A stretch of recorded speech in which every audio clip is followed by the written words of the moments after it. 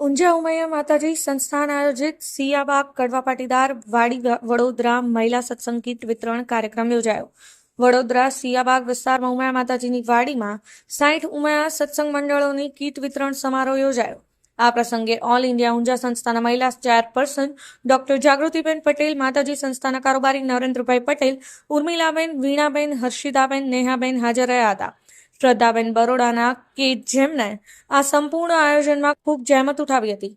આ પ્રસંગે વડોદરા કડવા પાટીદાર સમાજના અગ્રણીઓ ઠાકોરભાઈ પટેલ, રમણભાઈ, કલ્પેનભાઈ, વિનયભાઈ, જગદીશભાઈ વગેરે હાજર રહ્યા હતા.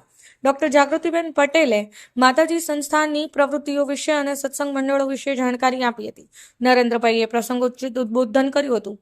બહેનોએ ભજન અને મા ઉમૈયાની ધૂનની રમઝટ બોલાવી હતી અને કાર્યક્રમ ખૂબ જ ભક્તિસભર માહોલમાં ઉજવાયો હતો. Rajubhai D Patel, Patan news 24.